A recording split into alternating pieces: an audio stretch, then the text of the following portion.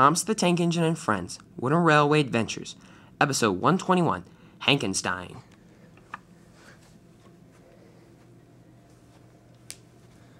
One morning, Sir Topham Hatt called the engines to the turntable in the yard. "As you all know," said Sir Topham Hatt, "tonight is Halloween." "Hooray!" called Edward. "I like Halloween." "I do too," said Sir Topham Hatt. "Anyway, as you guys know, there will be fireworks at Ellsbridge Station tonight." "There will be?" said James. "Yes," said Sir Topham Hatt. "Bother," said James. "I never get to learn about any of this stuff." Sir Topham Hatt laughed. "Don't worry, James," he said. "Anyway, there are going to be fireworks at Ellsbridge Station at 8 o'clock. I want you all there, so I recommend that you work ahead on your jobs." "Work ahead on our jobs, sir," said Donald. That's actually a very good idea." "Yes, it is," said Stepney. "I can't believe we hadn't thought of that before." "I hope you will obey my orders," said Sir Topham Hatt. "Hope to see you there." And Sir Topham Hatt walked away. "Sir Topham Hatt is a very smart man," said James. "Yes, he is," said Donald. "Hey, Hank, what do you think about it?" But Hank wasn't listening. "Hank," said James. "Hello?" But Hank didn't respond. "Hank," said Donald very loudly. "What? Oh, hi, guys. Sorry, I was daydreaming." "Why were you daydreaming?" asked James. "Because," said Hank, "Sir Topham Hatt was talking and I accidentally zoned out." "Zoned out?" said Donald. "Huh, you zoned out on something very important." "About what?" "About the fireworks." "Fireworks," said Hank. "I like fireworks. Where are the fireworks?" "At Ellsbridge Station." "Why at Ellsbridge Station?" "For the Halloween party," said James crossly. "Oh," said Hank. "I see." "Why so glum?" asked Stepney. "I'm not glum," said Hank. "It's just, well, I won't be going." "Why won't you be going?" "Because I don't believe in Halloween." Edward was shocked. "You don't believe in Halloween?" "No," said Hank. "I've just never believed in it. It makes no sense." "It makes total sense," said James. "Ooh, I'm pretty sure a ghost will get you if you don't believe in Halloween." Hank laughed. "It's not like I've never heard that one before," he said. "Anyway, I have work to do." "Well, are you still going to work ahead?" "Work ahead," said Hank. "Yes, Sir Topham Hatt said that we should work ahead on our jobs." "I don't know," said Hank. "I mean, I'm not going to the fireworks, so I just might do my trains on time." "But that's not good enough," said James. "You must work ahead." "I will do what I want to do," said Hank crossly, and he puffed on to the turntable. "Silly engines," he said. "Why can't they just let me be?" And he was off. Hank's first job was to shunt the express coaches for Murdoch. Murdoch was taking the express that day. Hank pushed the coaches in 5 minutes early, but Murdoch was cross. "Hank," he said. "What?" asked Hank.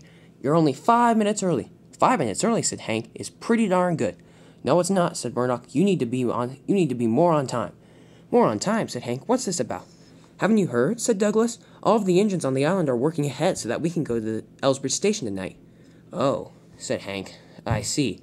"What's the matter?" asked Murdoch. "I'm not going." "Why?" "Because I don't believe in Halloween," Hank said crossly.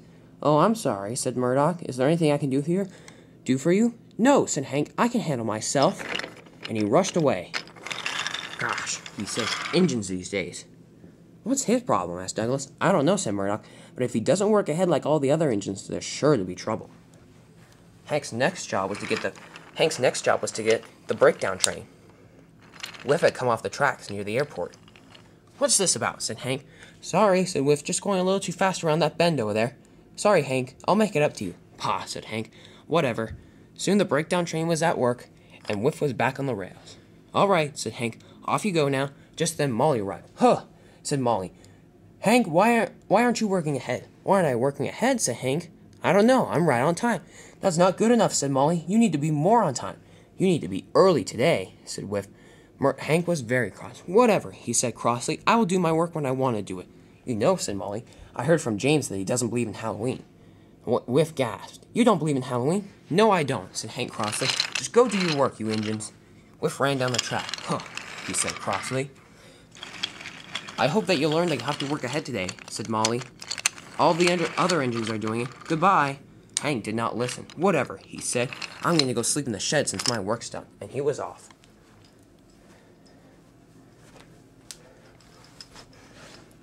There was nobody at the shed. It was now night. It was now very dark out, and the fireworks were about to begin. "Ah," said Hank, "I finally get the shed to myself." "Ooh, they are very comfy." Just then, Daisy arrived. "Hello, Hank," she said. "Why aren't you at Ellsbridge Station?" "Because I don't believe in Halloween," said Hank proudly. Daisy was cross. "You don't believe in Halloween?" "No," said Hank, "and there's nothing wrong with that." But according to Daisy, there was. "Hush," he said. "I will prove to Halloween that Halloween exists," but she said it to herself. The turntable turned and Daisy was off. "Goodbye, Hank," she said very sourly, and she was off to the docks. She dropped off her passengers there, and there was Salty. "Hello, Salty," said Daisy. "Do you know that Hank doesn't believe in Halloween?" "I heard that," said Salty, "but I don't know if it's true." "It's true, all right," said Daisy. "He just told me. We must prove to him that Halloween is real." "I don't know," said Salty. "Maybe we should just let him be." "No," said Daisy crossly. "We must prove to him that Halloween is real." "All right," said Salty. "How do you suppose we do that?" We must scare him," said Daisy. "Uh-oh," said Salty. "I'm not liking the looks of this." But he still agreed anyway. And the two set off for the sheds. Salty hid in the siding, while Daisy was at the edge of the turntable. By this time now, Hank was sleeping peacefully. He started to hear the fireworks boom in the distance. "Pah," he said. "Silly engines watching fireworks. Huh, I'll show them."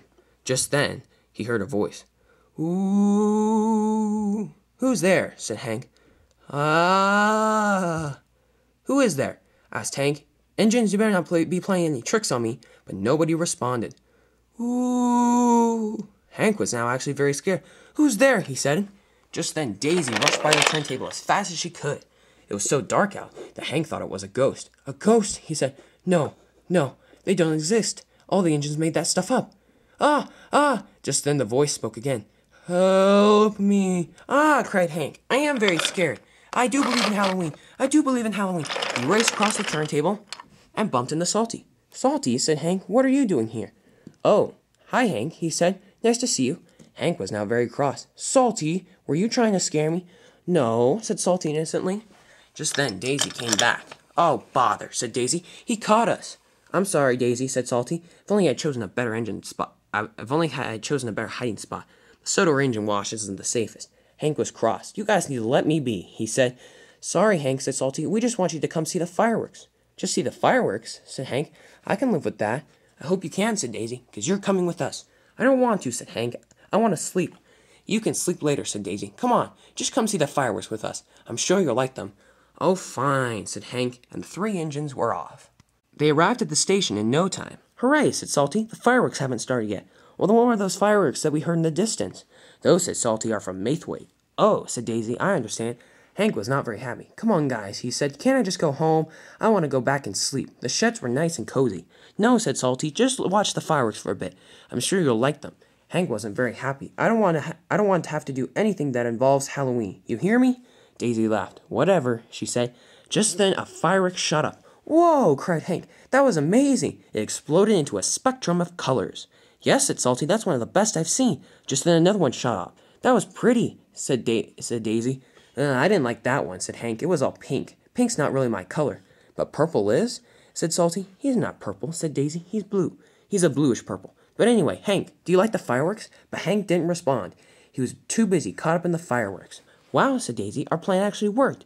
"Yeah," said Salty.